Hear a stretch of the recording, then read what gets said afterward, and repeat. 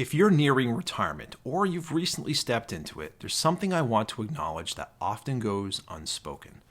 Retirement can feel surprisingly lonely. For many people, that loneliness doesn't arrive all at once.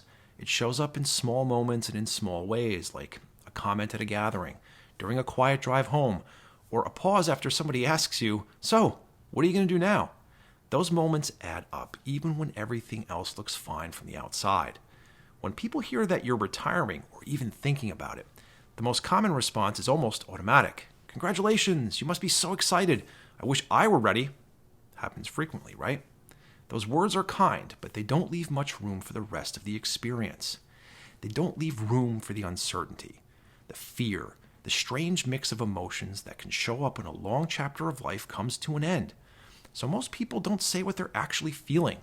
They end up putting on a mask, and they smile and they nod and they say what they think people want to hear, and that quietly takes a toll. For many people, that silence becomes heavier than the financial questions ever were. Because it's not just that you feel unsure, it's the feeling that there's nowhere to turn with that uncertainty. Everyone's congratulating you.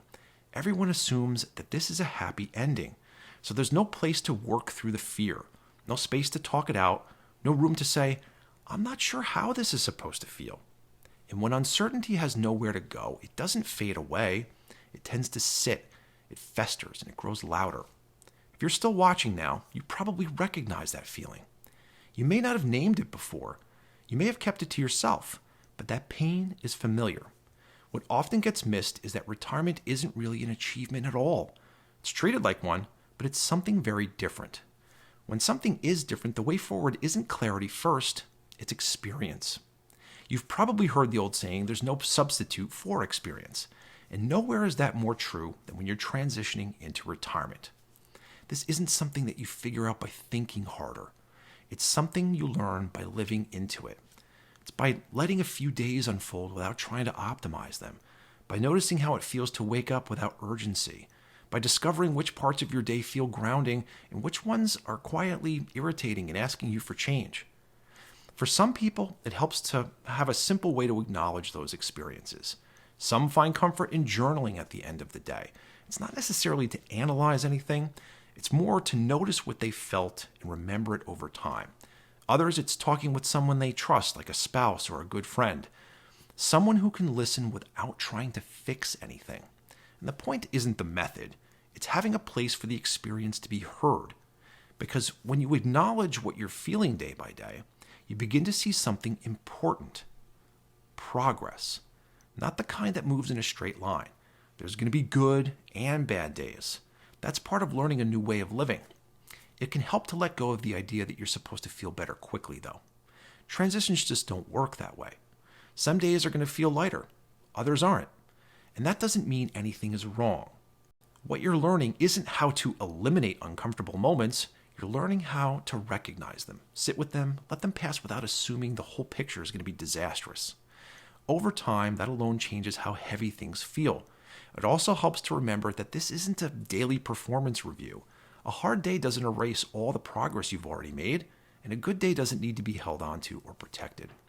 When you look back over weeks instead of hours, the picture usually looks very different than it does in the middle of a single moment. And that's how confidence starts to take shape. From familiarity with yourself, with your rhythms, with the fact that you can notice, adjust, and still keep moving. There's a version of this next chapter where things feel less tight. It's not going to be perfect, certainly not without effort, but it gets steadier, where uncertainty doesn't feel like a threat any longer, where you trust that if something feels off, you're going to notice and you'll end up adapting. And that version, it unfortunately doesn't arrive all at once. It emerges as you live your way into it. One day, one observation, one small adjustment at a time.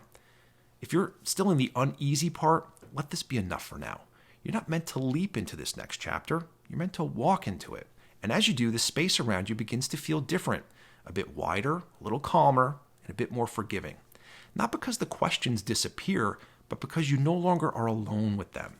If this gives you even a small sense of relief, a feeling that maybe you don't have to rush or force or perform this next stage of life, then that's enough for today. You're not behind, you're not broken, you're not failing.